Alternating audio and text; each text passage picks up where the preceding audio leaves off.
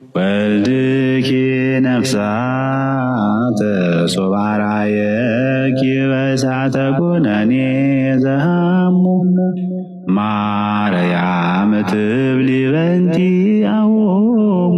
በኃይሉ ከየት ቤተ እምነት ነህ? ቤተ እምነትን ንገረኝ አሁን ያለበትን ፕሊስ። ወይስ ቤተ እምነት የለህም? ቃለ ሕይወት ነኝ።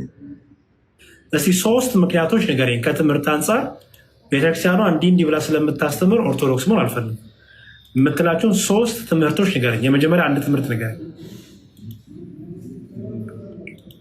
ምን አልገባኝም። መዝሙር ኦኬ፣ ወደ ኦርቶዶክሳዊት ቤተክርስቲያን እንዳትመለስ ያደረገ ትምህርቶች 3 ንገረኝ። የመጀመሪያ ይሄ ትምህርት ስላለ መጽሐፍ ቅዱስ ይሄን ይላል፣ ቤተክርስቲያኗ ግን ይሄን ስለምትል ኦርቶዶክስ መሆን አልፈልግም ብለህ 3 ምክንያቶችን ትምህርቶችን ንገረኝ። የመጀመሪያው ትምህርትን ንገረኝ ምክንያት። አብዛኞቹ ያው እንደምታውቋቸው ኮመን ናቸው እና አንዱ ንገረኝ ፕሊዝ። ከ3 ብቻ ነው የፈለጉት፣ አንዱ ንገረኝ። የመላእክት አማላጅነት። በጣም አሪፍ ባህልዬ። መላእክት አማላጅነት ቤተክርስቲያን መላእክት ያማልዳሉ ትላለች። መጽሐፍ ቅዱስ ግን ያማልዱ የሚላል ነው። መላእክት ይላካሉ ነው የሚለው እንጂ አማልከው የእግዚአብሔርን መልእክት ያደርሳሉ ለተላክበት እንጂ አንድ መልአክ በራሱ እግዚአብሔር ሳይልከው መጥቶ ማንም እኔ ብጠራው እንደማይመጣ ነው የምረዳው። ምክንያቱም እግዚአብሔር ሲላክ ግን ይመጣል። እሺ ዋና ርዕሶቹን ሊያዝ። የመጀመሪያው መላእክት አያማልዱም፣ መላእክት በራሳቸው አይመጡም አያረጉም። ቤተክርስቲያኗ ግን እንዲህ ትላለች ነው። ገባ? እሺ በኃይሉ እንደምን አለ? ደህና ነህ?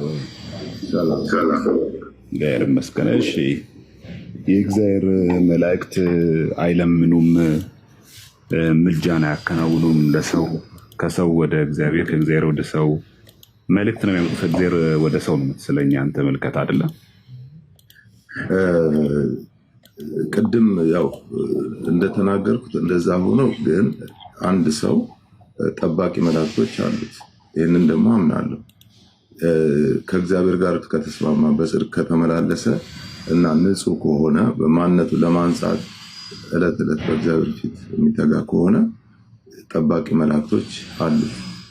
እነዛ መላእክቶች ግን ከኃጢአተኛ ሰው ጋር ችግር ውስጥ ቢሆኑም አይተባበሩትም ብዬ አስባለሁ። ምክንያቱም ያው እነሱ ንጹሕ ስለሆኑ በእግዚአብሔር እንትን ፍጹም ቅድስና ውስጥ ስላሉ ብዬ አስባለሁ።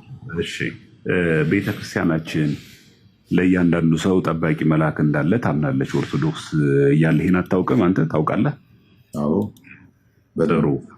እግዚአብሔርን ሳናመልከው እግዚአብሔርን ሳንፈራው በእግዚአብሔር አምልኮና በትክክለኛው በህጉና በስርዓቱ ህጉን ሳንፈጽም በእሱ መንገድ ሳንሄድ መላእክቶቻቸው የእግዚአብሔር መላእክት እኛን ይጠብቁናል ብለን እናምናለን? አሉ፣ ግን አይተባበሩ። አይ ኦርቶዶክሳዊ ትምህርት ነው የጠየቅኩ ያለው። ያው እንግዲህ ዘማርያም ትንሽ ረዘም ላለ ጊዜ ስለሆነ ይሄን የመጽሐፍ ቅዱስ ጥቅስ እስቲ እንመልከተውና ሰውን ፍሬያማ ሆኖ እንዲወጣ እዚህ ማቴዎስ ወንጌል የሚታይ ምዕራፍ 18 ቁጥር 10 ላይ ከነዚህ ከታናናሾቹ አንዱን እንዳትንቁ ተጠንቀቁ ይላል። ይሄን የተናገረው ማን ነው? ማቴዎስ 18:10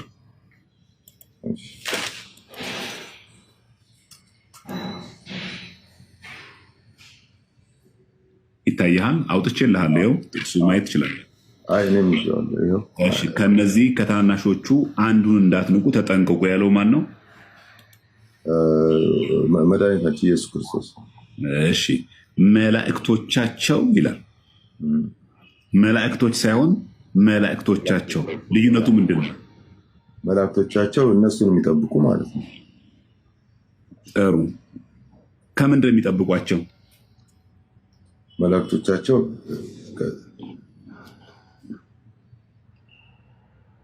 እዚህ ጋር የሚናገረው ምንድን ነው? እንዳትንቋቸው ተጠንቀቁ፣ መላእክቶቻቸው በሰማያት ዘወትር በሰማያት ያለውን የአባቴን ፊት ያያሉ። እሺ አሁን ጥያቄ የጠየቁ ምንድን ነው? መላእክቶቻቸው ጠባቂዎቻቸው አልከኝ። ከምን እንደሚጠብቋቸው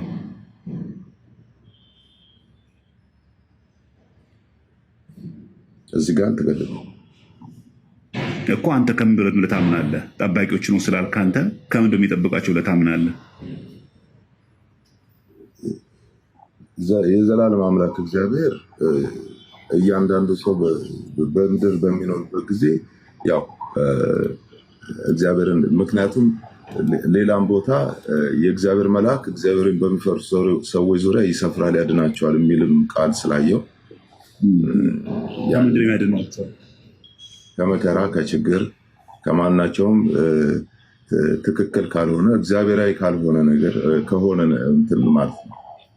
ጥሩ። ስለዚህ መላእክቶች እግዚአብሔርን ስንፈራ የእግዚአብሔር መልአክ በሚፈሩ ሰዎች ዙሪያ ይሰፍራል ያድናቸውማል ስለሚል ከመከራ ከችግር ሁሉ ያድናል ብለህ ታምናለህ? በደንብ። ኦርቶዶክሳዊ ትምህርቱ ታዲያ ምንድን ነው? ከዚህ የተለየ ኦርቶዶክሳዊ ትምህርቱ ምንድን ነው? ምልጃ የሚለው ነው። ምልጃና ለእነሱ ደግሞ እሺ፣ መላእክቶቻቸው በሰማያት ዘወትር ነው አረ የሚሉት ዘወትር በሰማያት ያለውን የአባቴን ፊት ያሉ ያ ያሉ ሲባል ምን ማለት ነው? የአባቴን ፊት ያሉ ማለት ያው ሪፕሬዘንት ያደርጋሉ ይመስለኛል። መቼ ሁልጊዜ ምኖቻቸው መላእክቶቻቸው። ስለዚህ እያንዳንዱ ሰው ጠባቂ መልአክ አለው አይደል? ያንተን የሚጠብቅ መልአክ ዘወትር የአባትህን የእግዚአብሔር ፊት ያያል። ምን እያለ ማረው ነው አጥፋው እያለ ነው? ኖ ትክክለኛ ያው እሱን መልአክ የላከልኝ እግዚአብሔር ስለሆነ ልክ እኔ እንደ እግዚአብሔር ፈቃድ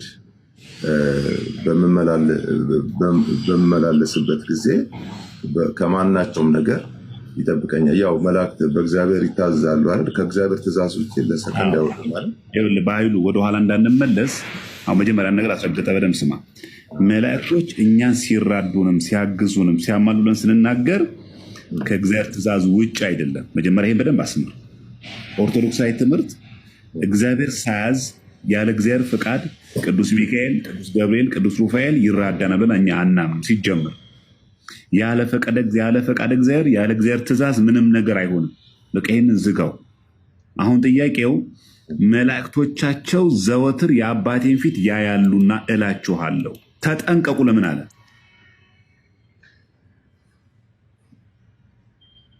ተጠንቀቁ ይላል እዚህ ጋር ይኸው ተጠንቀቁ ከላይ አለ። ከነዚህ ከታናናሾቹ አንዱን እንዳትንቁ ተጠንቀቁ። ብንንቅ ምንድነው ችግሩ? ለምን አስጠነቀቀን?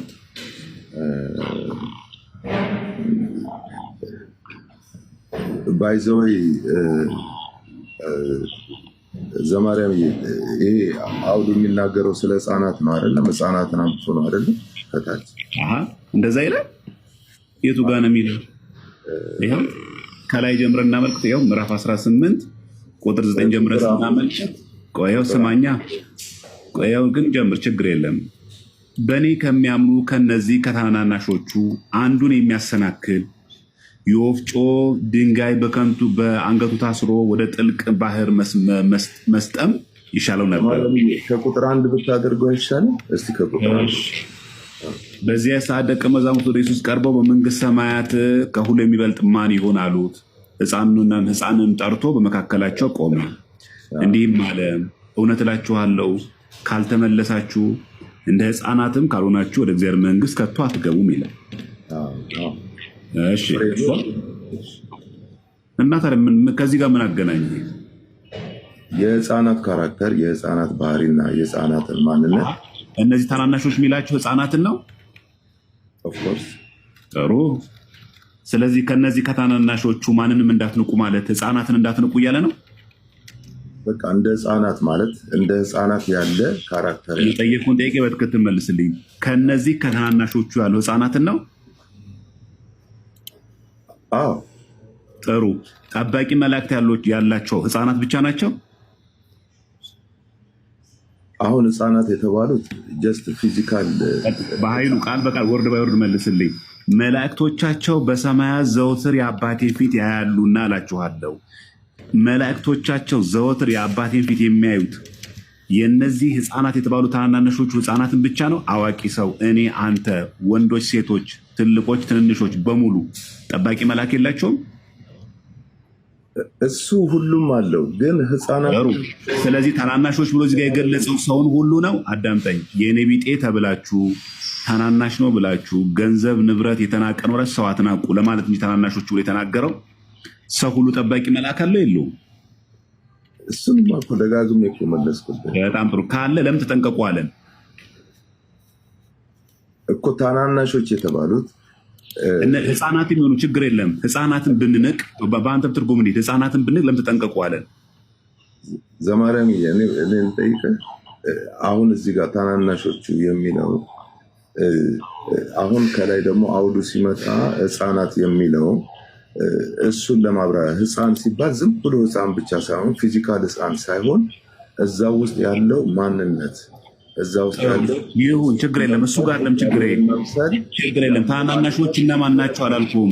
በኃይሉ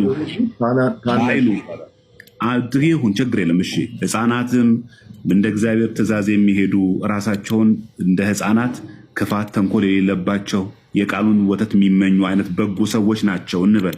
ችግር የለውም። እኔ አሁን እንዳንተ ነው እየሄድኩ ያለው። በእነሱ ነው እንዳትንቁ ተጠንቀቁ ለምን አለን? እነሱ ብንንቅ ለምን አስጠነቀቀን? ለምን አስጠነቀቀን? እነሱን እንዳያሰናክሉ። እነሱን የሚያሰናክል አይደለም። እስከ ማሰናከል ጋር ለምዚህ ጋር የተጻፈው ከነዚህ ከታናናሾቹ አንዱና ተጠንቀቁ ይልና 4 ነጥብ የለውም። መላእክቶቻቸው ዘወትር በሰማያት ያለውን የአባቴን ፊት ያያሉና እላችኋለሁና። መላእክቶቻቸው ስለሚያዩ ለምን ተጠንቀቁ አለን? ምን አገናኘው?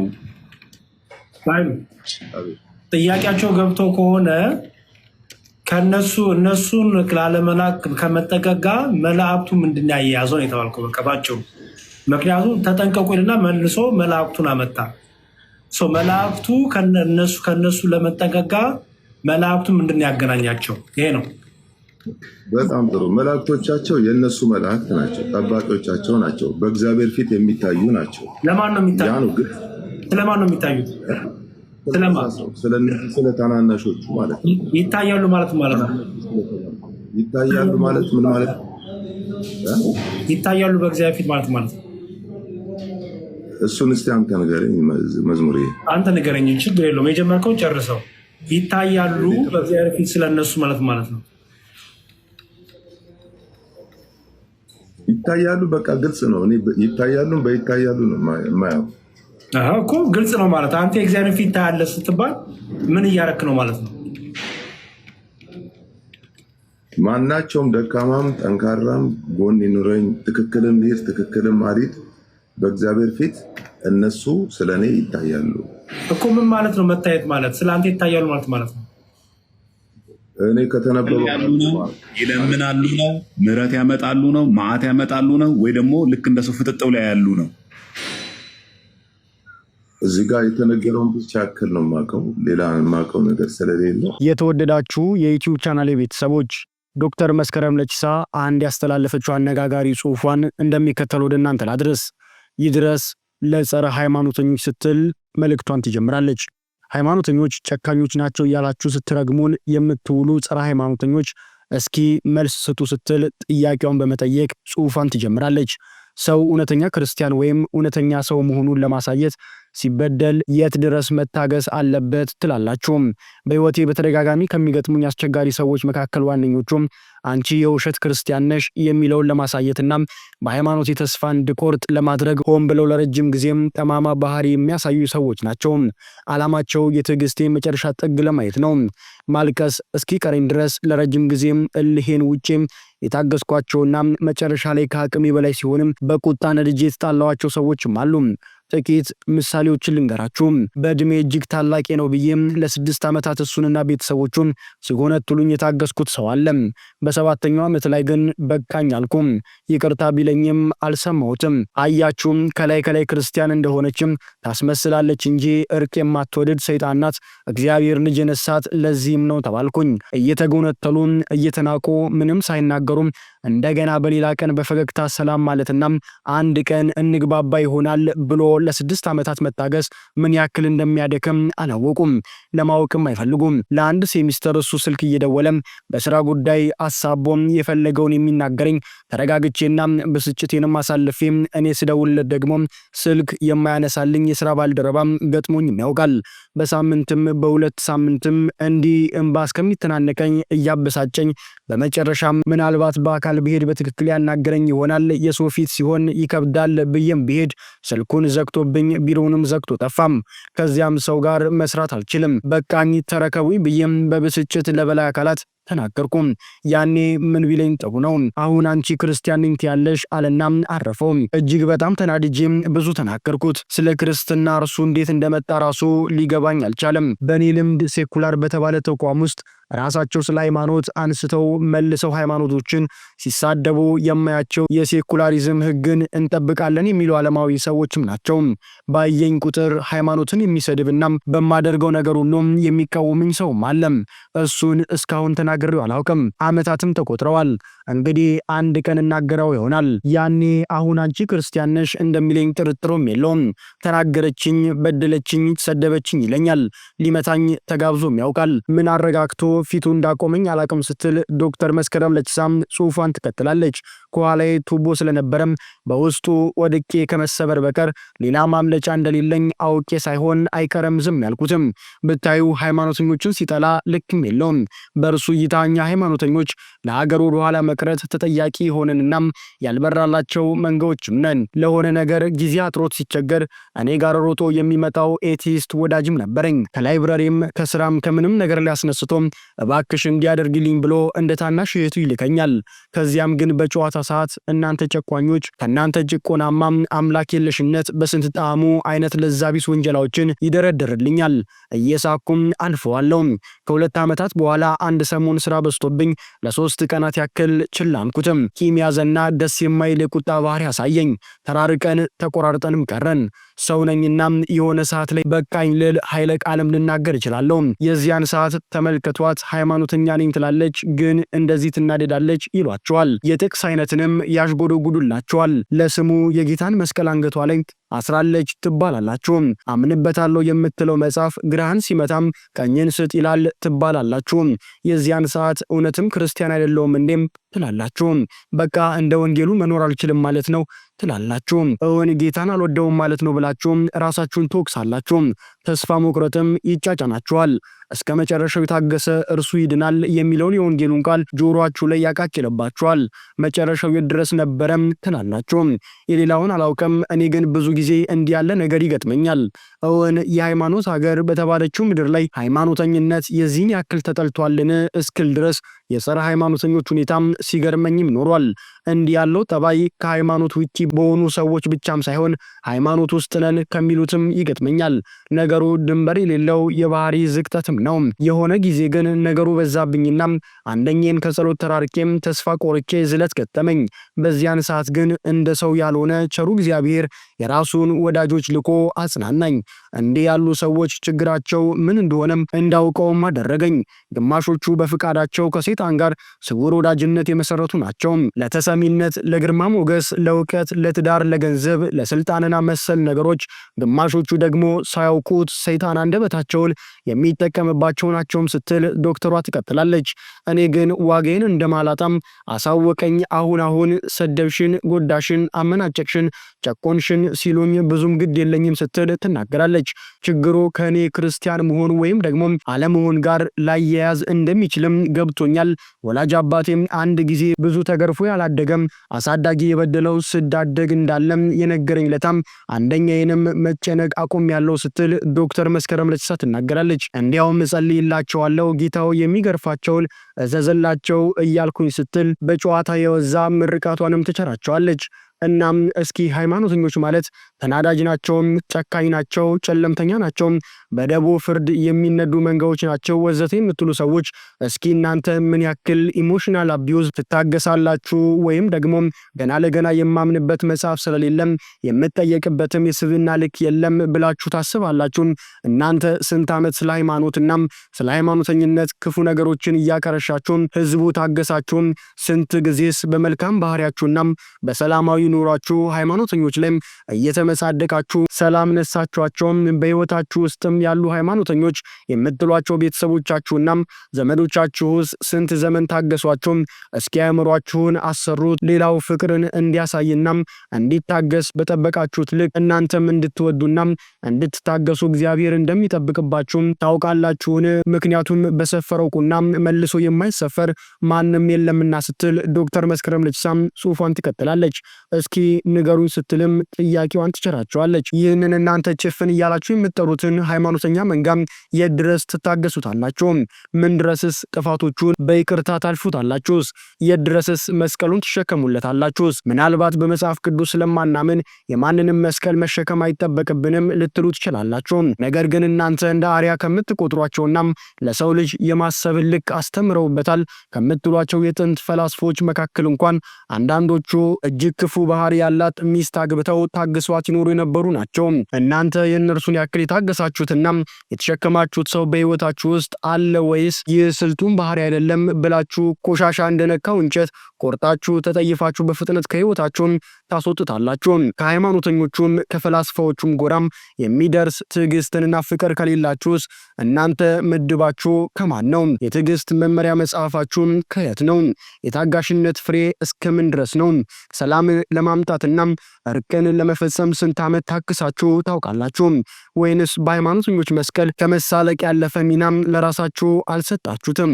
እስኪ መልሱልኝ ስትል ዶክተር መስከረም ለቺሳም ኤቲስቶችንና ጸረ ሃይማኖተኞችን በአጠቃላይ ይህንን ጥያቄዎቿን አከታትላ ትጠይቃቸዋለች። የተወደዳችሁ የዩቲዩብ ቻናል ቤተሰቦች ከሰሞኑ አነጋገር የነበረውን የዶክተር መስከረም ለቺሳ ጽሑፍን በእንደዚህ አይነት መልኩ እናንተ አድርሻለሁ። በዚህ ዙሪያ ያላችሁን ሐሳብ አስተያየት በኮሜንት መስጫ ሳጥን ላይ ማስቀመጥ እንዳይዘነጋ። ቻናላችንን ሰብስክራይብ በማድረግ ቤተሰቡንም ለበርካቶች እንዲዳረስ ላይክ እና ሼር ማድረግ እንደዚሁም እንዳትዘነጉም።